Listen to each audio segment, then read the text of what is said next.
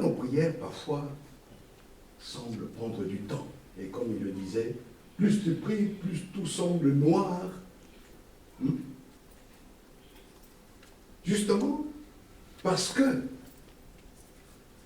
dans le monde spirituel, il y a, comme il a dit, un combat. Il y a un combat. C'est parce qu'il y a un combat, justement, que les mauvais esprits, la Bible nous le dit, le prince de l'air, de l'atmosphère qui nous entoure, met tout en œuvre pour empêcher la grâce de Dieu, les bénédictions de parvenir aux enfants de Dieu. Voilà pourquoi, lorsque nous prions, lorsque tu pries, la prière peut ressembler à un moment donné à une lutte, à un combat. Tu dois te discipliner pour continuer de prier. Tout en toi te pousse à t'arrêter. Tu veux t'arrêter. Mais cependant, tu continues. Qu'est-ce qui se passe?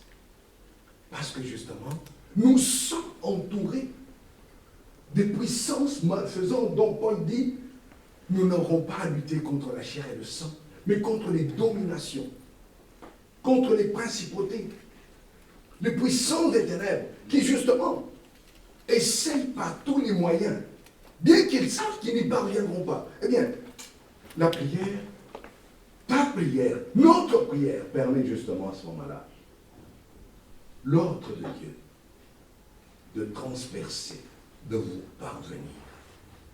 La bénédiction d'arriver jusque là où vous êtes. C'est pourquoi, bien-aimés, quand nous prions, quand nous louons Dieu, je voudrais vous dire ce matin, avant de passer au texte que j'avais prévu, que vous êtes en train de bâtir le futur. Vous êtes en train de construire ce qui va arriver, ce que vous allez vivre. Amen. Comprenez bien cela. Comprenez bien cela. Que lorsque nous nous tenons, lorsque tu te tiens dans la prière, lorsque ceux qui sont dans les maisons se tiennent dans la prière, tu bâtis la minute, les heures qui suivent. Et là où l'ennemi avait préparé des embûches, des difficultés, parce que tu as prié, parce que justement dans le monde spirituel, qu'est-ce qui s'est passé? Il est dit des anges que ce sont des serviteurs que Dieu envoie pour le bien de ceux, de ses enfants. Amen. Amen. Je me souviendrai un jour, j'étais chez le pasteur et avant de quitter, je dirais comme d'habitude, mais je sais qu'elle ne le fait pas par habitude. Maman Juliette a prié pour nous. Eh bien, nous nous sommes quittés, nous n'avons pas fait à peine, je pense, même moins d'1 kilomètre à un rond-point. J'ai failli renverser celui qui était devant moi. J'étais au volant. J'ai failli lui rentrer dedans, j'étais pratiquement sûr que ça y est, je lui rentre dedans. Mon épouse a crié, attention, j'ai freiné sec. Avec déjà dans mon esprit, il dit, ça y est, je le rentre dedans, bon, c'est ça mon tort. Et pourtant, il s'est glissé, il s'est inséré devant moi, et devant lui, on a freiné, tout le monde a commencé à freiner, etc. Et je ne lui ai pas rentré dedans. Pourquoi? Parce que justement, avant de se quitter, la servante du Seigneur avait prié. Et que ces anges nous ont accompagnés. Et là où l'ennemi avait préparé justement, tiens, je vais lui préparer, je vais lui concocter un accident à son tort, justement. La prière. Les anges n'ont pas permis que cela ait lieu. Amen. Vous comprenez comment nous vivons maintenant? Notre vie, nous ne la vivons pas des moments où nous sommes seuls. Celui qui a dit « Je suis avec vous jusqu'à la fin du monde » est avec nous. Amen. Amen. Et c'est ça que je voudrais que vous puissiez comprendre ce matin. J'ai à cœur cela pour que chacun de nous vive la vie réelle, la dimension à laquelle Dieu nous a appelés. Amen. Dieu attend de nous que nous puissions vivre la dimension à laquelle Dieu nous a appelés. Que nous ne vivions pas en attendant. Dieu ne nous appelle pas à vivre en attendant quelque chose, un état spirituel spécial dans lequel tu sentiras ou tu te diras, ça y est, le Saint-Esprit est là, c'est merveilleux, etc., etc. Mais qu'en attendant ce moment-là, bon, qu'est-ce que je fais? J'attends. Non. La dimension à laquelle Dieu t'a appelé, elle est déjà là. Et nous avons reçu un très bel enseignement là-dessus que je voudrais simplement rappeler. Nous l'avons vu dans Éphésiens. Dans Éphésiens, je voudrais vous relire simplement Éphésiens dans l'enseignement que nous avons reçu. C'est un rappel, ce sont des choses que nous avons reçues. Là où Paul dit « Grâce et paix de la part de Dieu notre Père et du Seigneur Jésus, béni soit le Dieu et Père de notre Seigneur Jésus-Christ, qui nous a bénis de toute bénédiction spirituelle dans les lieux célestes dans le Christ.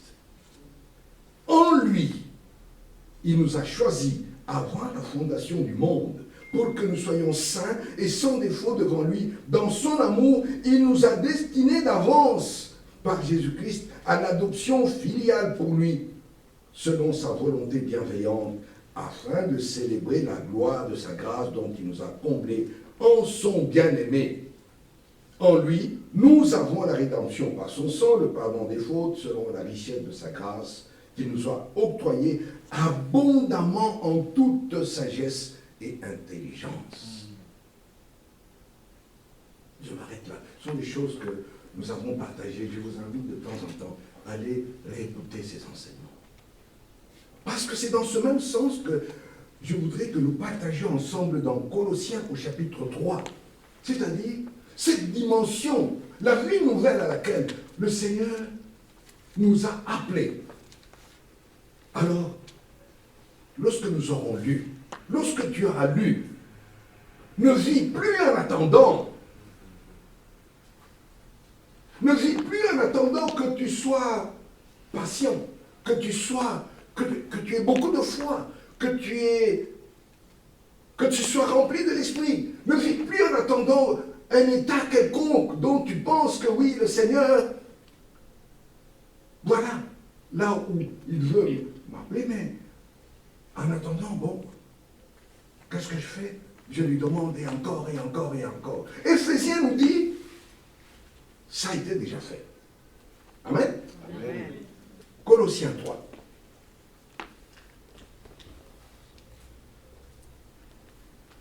Je vais vous lire dans une autre version. J'ai trouvé très intéressant ce qui est écrit. Colossiens 3, à partir du verset 1er. C'est avec le Christ que vous avez été réveillés de la mort. Cherchez les choses d'en haut, là où le Christ se trouve, assis à la droite de Dieu. Le but de votre vie est en haut et non sur la terre. Oui, vous êtes passés de la mort et votre vie est cachée avec le Christ en Dieu. Le Christ est votre vie.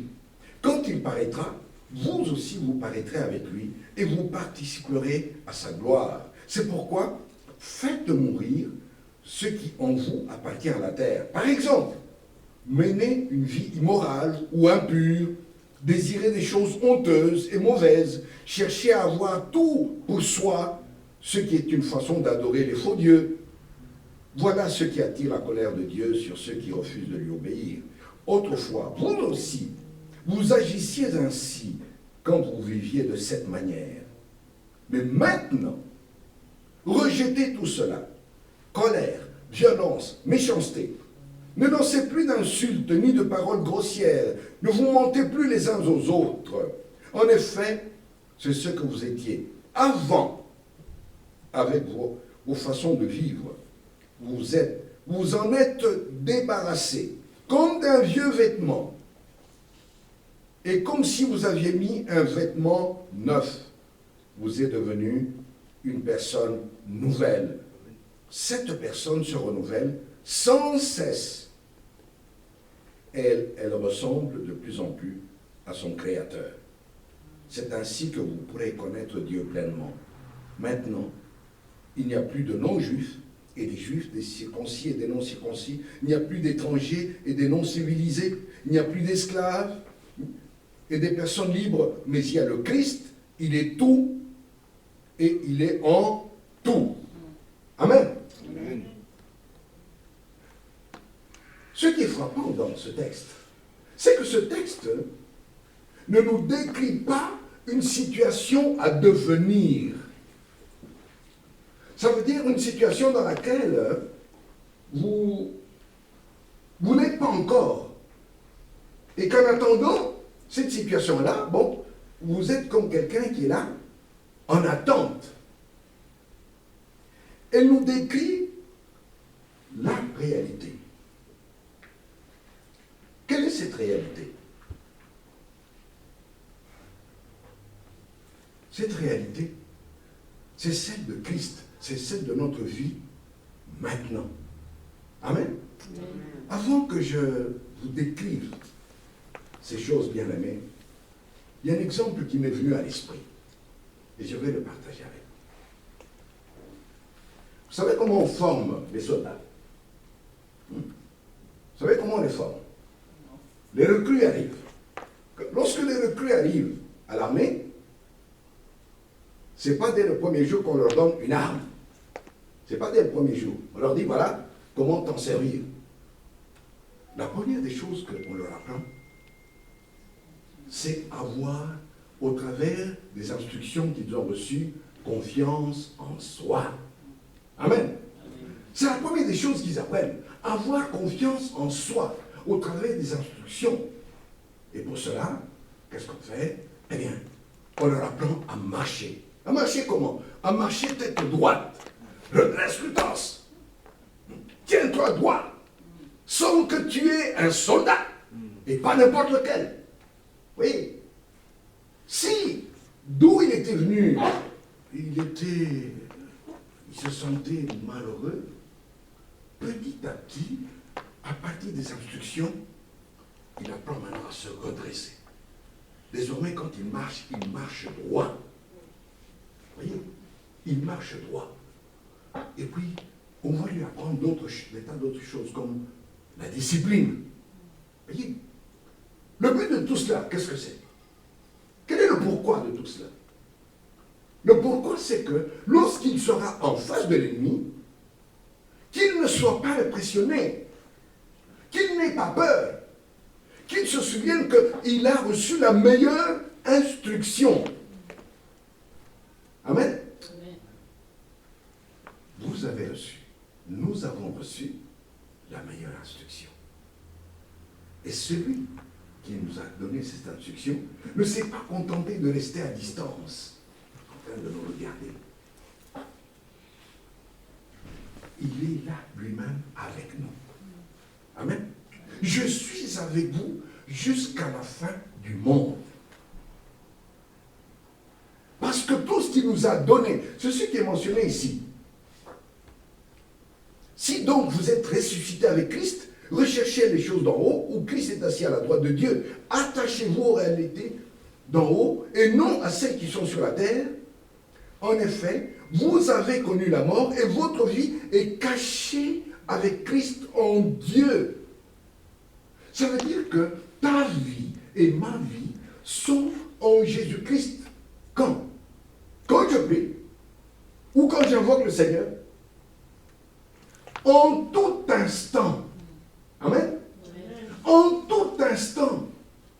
Nous ne vivons pas avec Dieu comme si, lorsque je prie, le Seigneur est là, lorsque je le loue, il est là. Quand j'ai dit Amen, ça y est, je me retrouve tout seul, attendant le moment encore où je vais l'invoquer.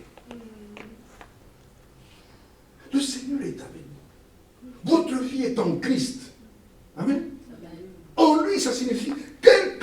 toi, quel que soit là où tu es, ce que tu fais, il est là avec toi. Il est dans ta vie. Il ne t'a pas laissé seul.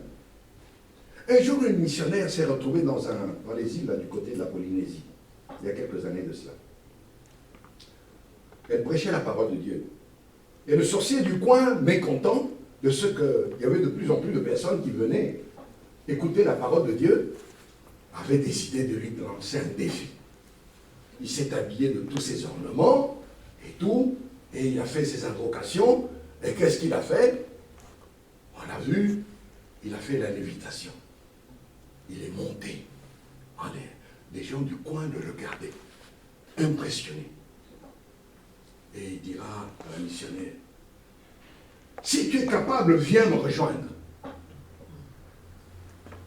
Elle raconte que je me suis dit, mais qu'est-ce que je vais faire? Qu'est-ce que je vais faire? Ce n'est pas le moment de dire, bon, je vais vite rentrer chez moi. Seigneur, Seigneur, qu'est-ce que je dois faire?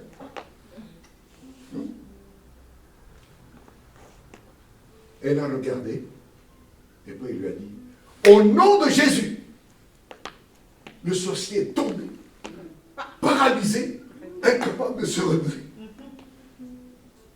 Et à partir de ce jour-là, les gens du coin se sont rendus compte que non, ces choses que cette personne venait nous apprendre étaient plus grandes, plus puissantes que celles qui nous ont impressionnés avec Amen. Le sorcier qui était avec nous.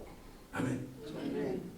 Elle n'avait pas le temps de rentrer chez elle pour aller invoquer le Seigneur, ni de confesser ses péchés, ni de dire, Seigneur, j'ai besoin d'être rempli, Seigneur, j'ai besoin d'être rempli. Je vous raconte cela pour que vous puissiez comprendre que nous ne vivons pas, la vie à laquelle le Seigneur nous a appelés n'est pas une vie en devenir, mais elle est présente, elle est là, votre vie est cachée en Christ. C'est pourquoi Paul, écrivant aux Colossiens, pour qu'ils comprennent cela, leur a dit, pensez, au verset 2, attachez-vous aux réalités d'en haut, et non à celles qui sont sur la terre. En effet, vous avez connu la mort, et votre vie est cachée en Christ. Qu'est-ce que ça veut dire? Ça signifie que lorsque tu as donné ta vie, lorsque j'ai donné ma vie à Jésus-Christ, le jour où je lui ai dit, oui, Seigneur, j'ai entendu ta parole, Apocalypse 3:20. J'ouvre mon cœur, viens dans mon cœur, sois mon Seigneur et mon Dieu. Je me répands de tout ce que j'ai fait jusque-là, qui ne t'honore pas. À partir de ce jour-là, eh bien, ta vie passée, ma vie passée, est restée dans la mort du Christ.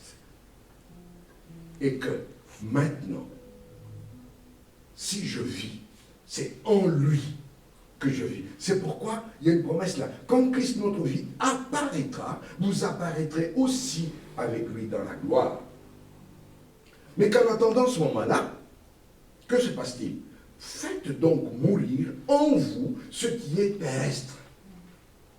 Qu'est-ce qui est terrestre? L'immoralité sexuelle, l'impureté, les passions, les mauvais désirs, la soif de posséder. La soif de posséder. Jésus a dit à ceux qui l'écoutaient, si le Fils vous a franchi, vous serez réellement libre. Et lui ont répliqué, libre? Mais on n'a jamais été esclave. Et oui, quand nous entendons ça, nous disons, ah, ils ne savaient pas. Mais aujourd'hui, il y en a encore qui ne sont pas encore libres. Lorsque tu vois, tu passes devant une vitrine, tu vois quelque chose, un vêtement ou autre chose, tu te dis, je n'ai pas les moyens, mais ça m'intéresse. Et puis après, tu réfléchis raisonnablement, te dis, finalement, est-ce que c'est indispensable? Non, ce n'est pas indispensable. Allez, je comprends. Tu pars, mais et puis après, tu reviens, tu achètes quand même. Et après avoir acheté, vous savez, à Bruxelles, un jour, on a acheté un appareil dans lequel on était censé mettre de l'eau, et il y avait un moteur qui faisait vibrer cette eau, et ces vibrations étaient censées, je ne sais pas, faire quelque chose au pied. je vous avoue qu'après bien des mois, je regardais l'appareil, je me disais, Seigneur, pardonne. J'ai gaspillé mon argent pour rien. Qu'est-ce qui m'a pris pour aller acheter ce truc dont je n'en vois même pas l'utilité? Oui. Pourquoi? Parce que faire mourir ce qui est terrestre, les passions, ça veut dire ces envies de posséder, et encore, et encore, et encore, et encore. Au point où ces envies deviennent incontrôlables.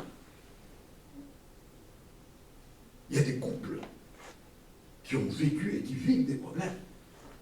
Pourquoi?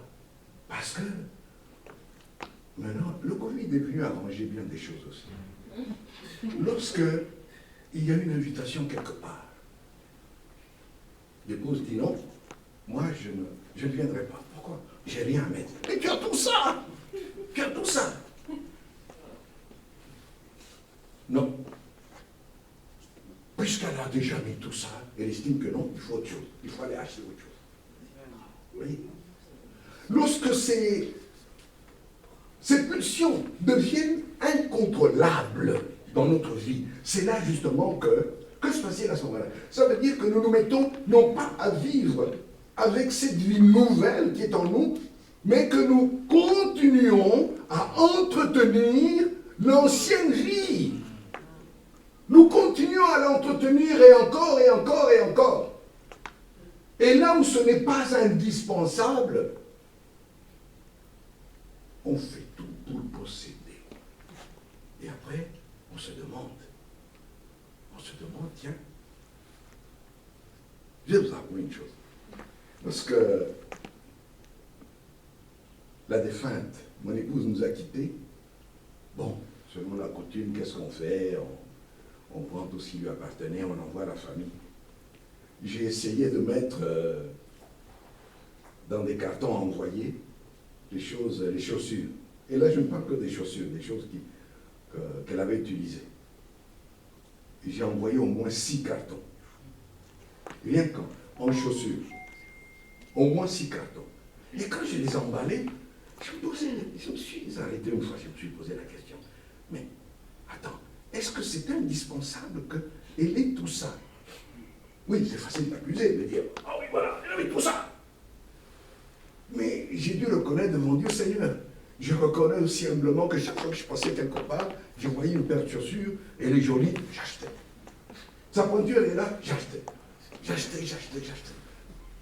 Et après, je me suis retrouvé avec des choses dont des chaussures qu'elle n'avait jamais mises. Et après, je me suis dit, Seigneur, si je savais ce jour-là que cette paire-là, elle ne la mettrait jamais, je crois qu'au moins j'aurais économisé cette somme.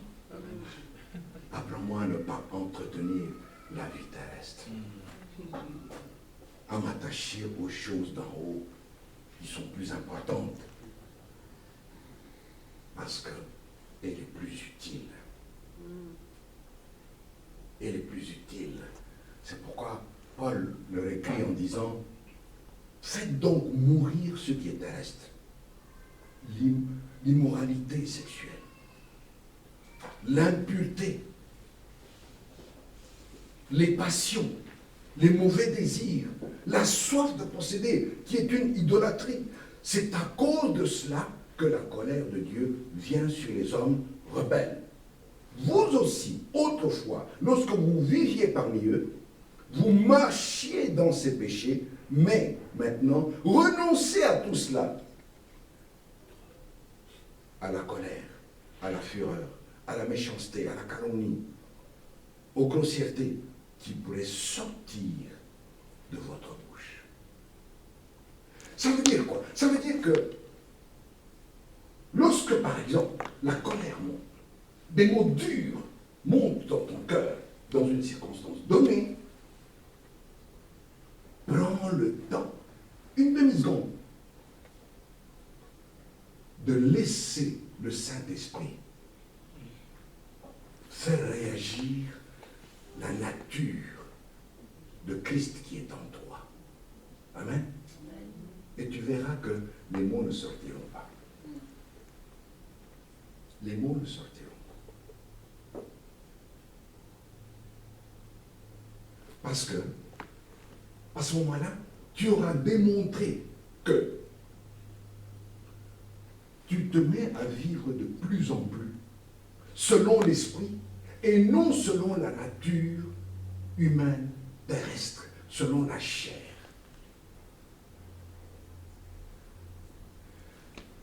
Dans les anciennes guerres, même ici en Europe, vous savez comment on se débarrassait d'un ennemi?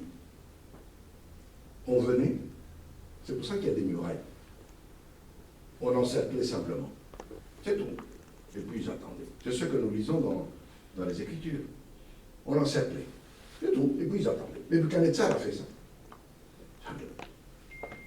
Il s'est mis à attendre.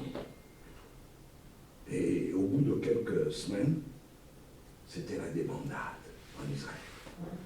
Les gens ont commencé à chercher à fuir. Plus tu ne te préoccuperas pas de la chair. Je ne suis pas en train de dire qu'il ne faut pas s'habiller, je ne suis pas en train de dire qu'il ne faut pas acheter des chaussures, etc., etc. Mais le fruit de l'esprit. Amen. Amen. Le fruit de l'esprit nous rappelle, par exemple, il est dit le fruit, la maîtrise de soi. Ça veut dire que nous sommes appelés à tout moment à nous interroger, à nous poser la question. Tiens, en fait, est-ce que ce que je vais faire là, Seigneur, est-ce selon toi ou pas? Amen. Si je m'étais posé la question de savoir si cet appareil-là devait être utile, je suis sûr que je ne serais pas encombré d'un appareil inutile que j'ai fini d'ailleurs par jeter. Parce que tout ce qu'il était censé me faire au pied, il n'y était pas du tout. L'argent a été jeté pour rien, par la fenêtre comme on dit. Non, Dieu veut que nous puissions vivre d'une façon sage, gérer d'une façon sage. Mais qu'en tout instant, parce qu'il est avec nous, que notre réaction ne soit pas selon notre nature humaine, qu'elle soit selon notre vie en Christ. Voyez, en Christ. Savoir que Jésus, par son esprit, tout à l'heure, on le disait, que celui qui a soif, qu'il vienne à moi et qu'il boive. L'eau que je lui donnerai coulera de son sein, jaillira comme des sources d'eau vive jusque dans la vie éternelle. Amen. Amen. Ça signifie que dès le moment où j'ai reçu le Seigneur Jésus, le Saint-Esprit est là et que je n'ai plus à attendre encore et encore, à rêver de ce moment-là, de cet état-là où j'ai l'impression que, waouh, là je serai très spirituel. Non. Là c'est vivre en devenir. Vous voyez? Ça veut dire vous attendez encore de vivre cet état-là. Non. C'est pas cela que le Seigneur nous a appelé. Ce à quoi il nous a appelé est déjà là, avec lui, en lui. C'est pourquoi nous avons lu Christ en vous, en nous, il est le tout. Amen. Il est le tout. Tout ce dont j'ai besoin, il est le tout. J'ai besoin d'argent. Il pourvoit. Amen. Le nom de l'Éternel est l'Éternel qui pourvoit. Alors, que vais-je dire? Comment vais-je prier? Seigneur, donne-moi. Seigneur, ne moi dis pas que je m'envoie. Seigneur, parce que tu es en moi. Souvenez-vous le soldat à qui on a appris, qui, les premiers jours de l'instruction, marchait tête basse. Après quelques mois, il marche la tête haute. Il croise un civil, il le regarde d'en haut. Même si le civil le dépasse. Amen. Amen. Je vais vous donner un autre exemple.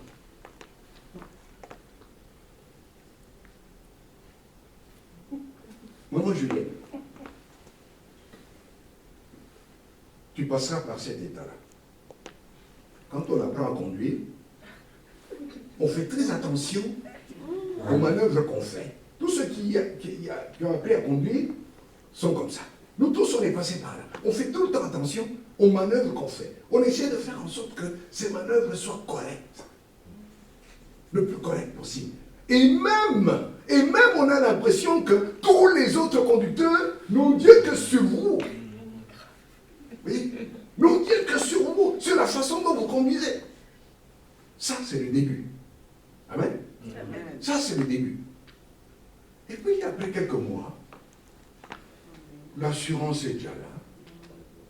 La certitude est déjà là. Vous savez que si vous tournez la clé, le moteur va tourner.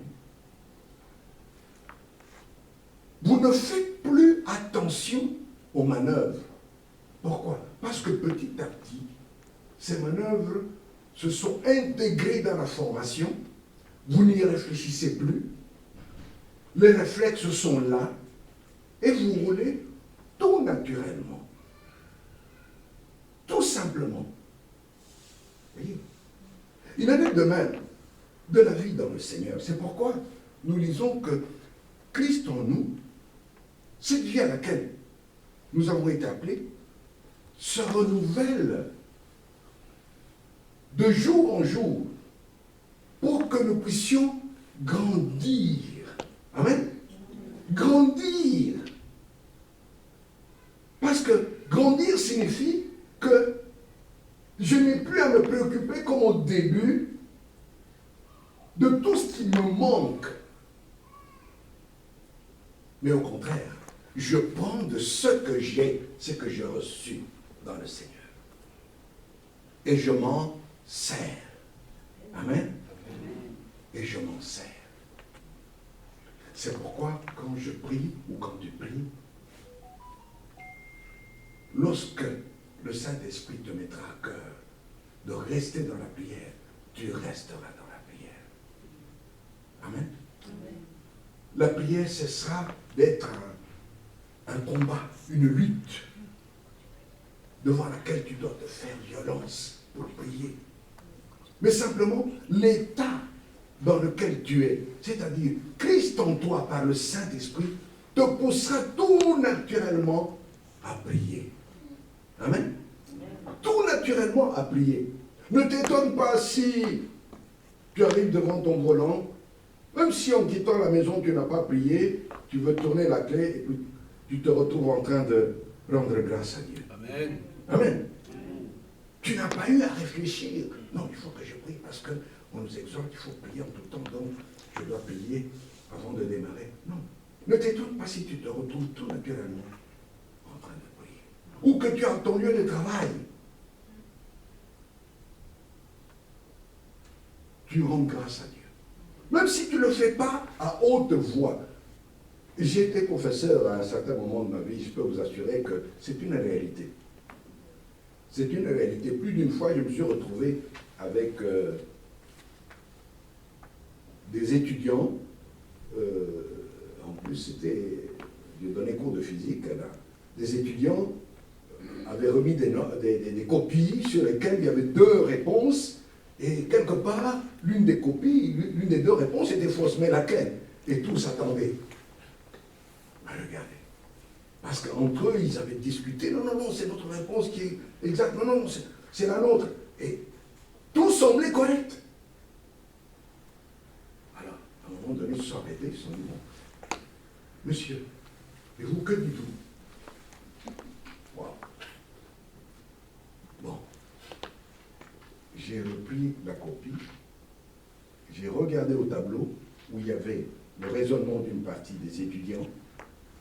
J'ai regardé l'autre partie, je leur tournais le dos. Mais ce que je ne savais pas, c'est que spontanément, j'ai prié. J'ai dit, Seigneur, dans ta parole, Daniel avait demandé la sagesse. Donne-moi la sagesse pour découvrir où se trouve l'erreur. Et là, je peux vous avouer qu'immédiatement, c'est comme si on m'avait ouvert l'intelligence. Là. Et quand je leur ai expliqué, ils m'ont regardé, admiratif. J'ai dit non, ce n'est pas moi. Venez. C'est comme ça que nous avions commencé un groupe d'études bibliques avec nos étudiants à la maison. Oui. que celui qui est en nous est constamment avec nous. Constamment avec nous. Afin que nous n'ayons pas à vivre une vie en attendant, un état en attendant. Et que nous n'ayons pas l'impression que, tiens, ce qui me manque, c'est la foi. Seigneur, donne-moi la foi, donne-moi la foi, donne-moi la foi. Non. La foi est déjà là. Pourquoi? La parole de Dieu dit, ce qu'on entend vient de la parole de Dieu. La foi vient de ce qu'on entend. Et ce qu'on entend vient de la parole de Christ. Alors, je me dis, j'ai entendu la parole de Christ, donc j'ai la foi. Amen. Simplement. Donc j'ai la foi. Je n'ai pas besoin de la sentir en moi, mais je sais qu'elle est là parce que j'ai gardé la parole de Christ. Amen. Amen. C'est tout. Simplement. Une vie dans laquelle Christ est présent. Nous continuerons la prochaine fois ce texte bien aimé. Je crois que je vais m'arrêter là pour ne pas trop déborder.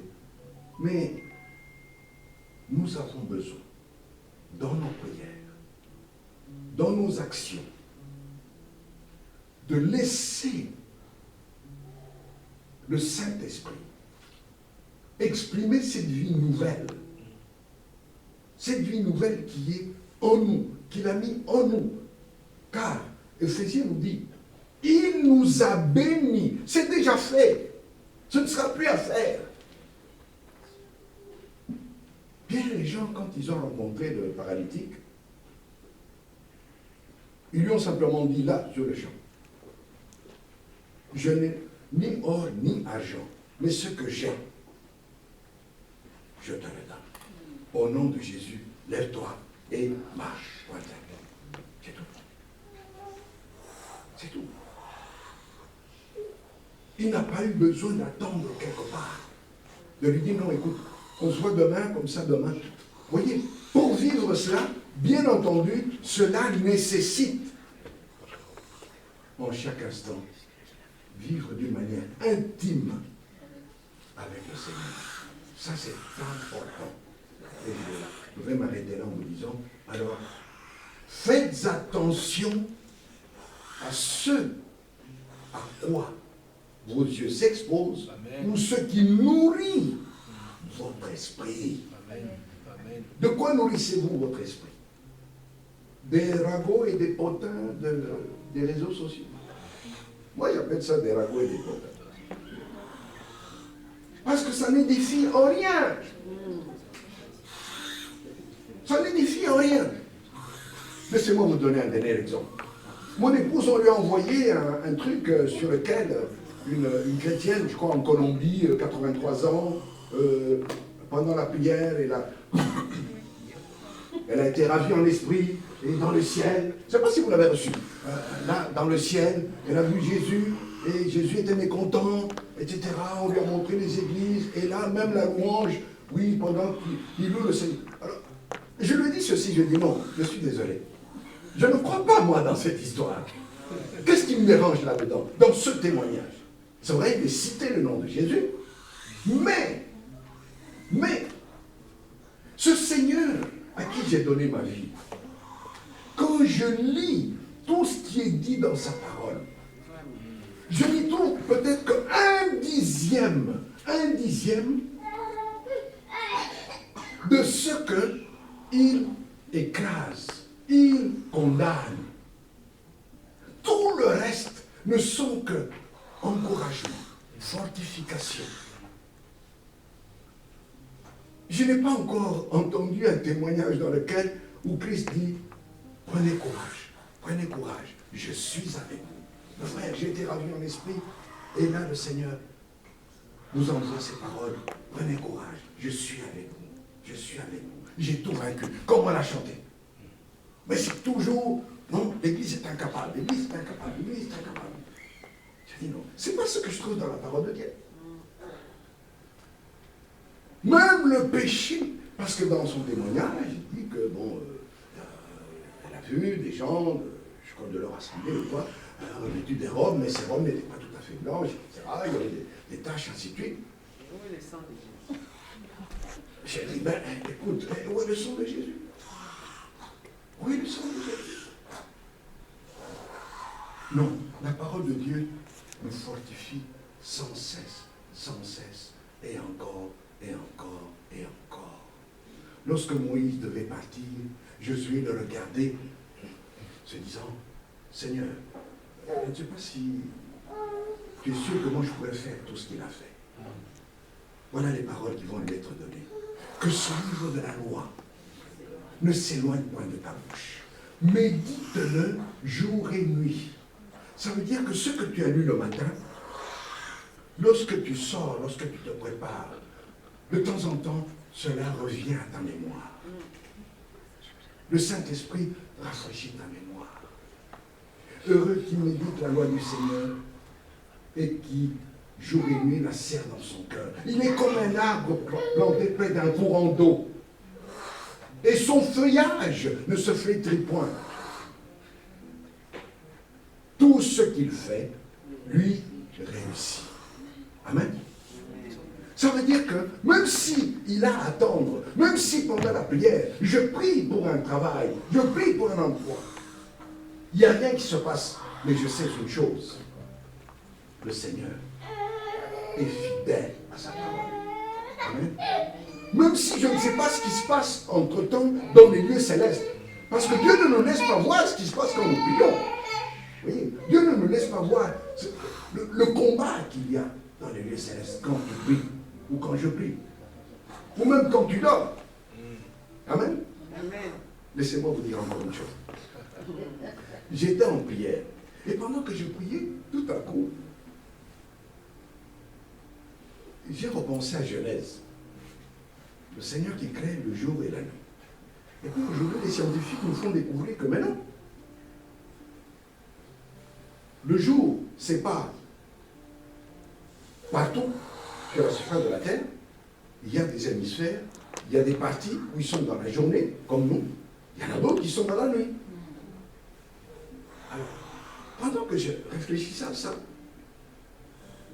je me suis rendu compte d'une chose.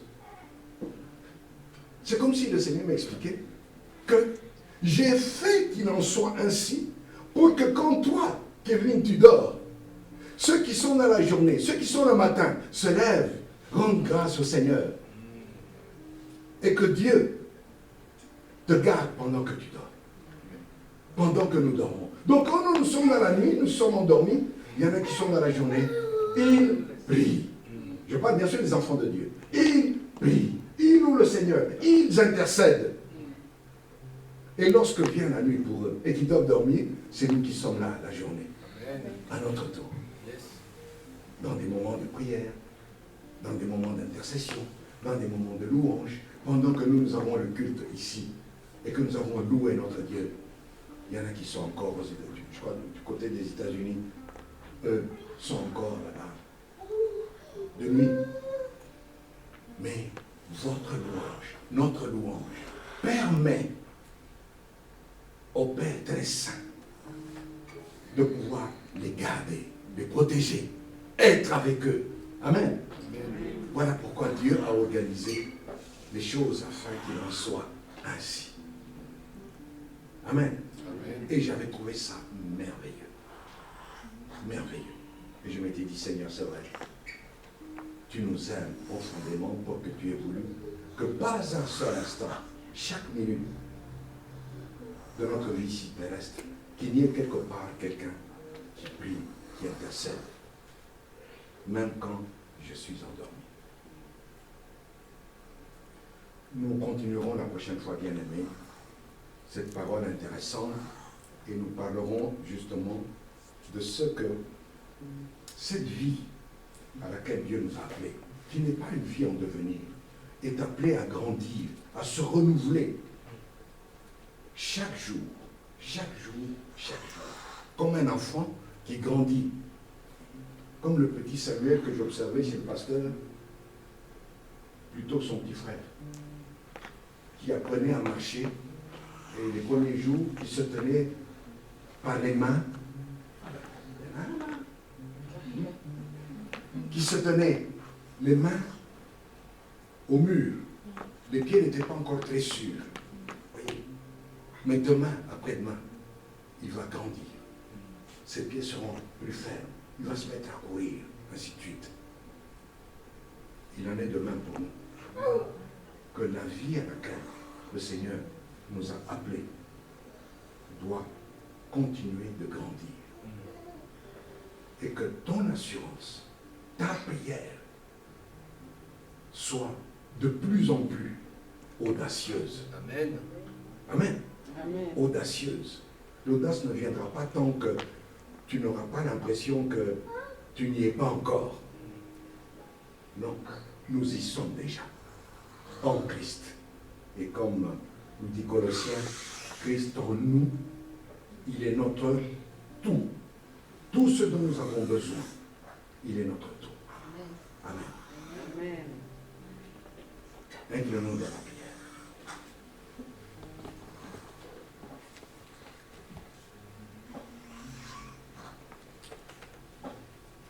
Sois loué, béni Seigneur éternel.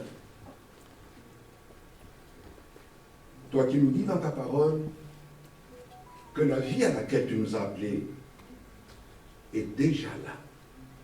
Tu nous as appelés à la sainteté. La sainteté est déjà là. Tu nous as appelés à la pureté. La pureté est déjà là. Tu nous as appelés à la victoire en toutes circonstances. Car ta parole nous dit, si Dieu est pour nous, qui sera contre nous? La victoire est déjà là. Seigneur, quelles que soient les situations, les circonstances que nous pouvons, que tes enfants peuvent traverser, Seigneur, toi tu les vois en vainqueur. Parce que tu vois ton Fils Jésus-Christ qui a vaincu à la croix toutes choses. Tu les vois en vainqueur. Apprends-nous à nous voir aussi en vainqueur, Seigneur. Et que nous puissions grandir de plus en plus. Et que ta gloire soit manifestée au milieu de ton peuple. Et que nous ayons chaque jour, de puissants témoignages. Et que chaque instant que nous vivons soit un instant merveilleux. Parce que Christ en nous est l'espérance de la gloire. Père, sois loué, toi qui as voulu qu'il en soit ainsi. Pour que ton Église, ton peuple, mes frères et sœurs, nous tous, nous grandissions, Seigneur, devant ta face, comme ceux qui nous ont précédés, comme les Pierre et Jean et tous les autres, dont on nous a lu dans les actes, qui ont grandi aussi, et qui n'ont pas été impressionnés parce qu'on les avait un jour même arrêtés. Car ta parole nous dit, lorsqu'ils virent l'assurance dans laquelle ils étaient, les sacrificateurs et les autres responsables religieux se souvinrent simplement qu'ils avaient été avec Jésus. Merci Seigneur d'être notre assurance en toutes circonstances. Amen. Amen.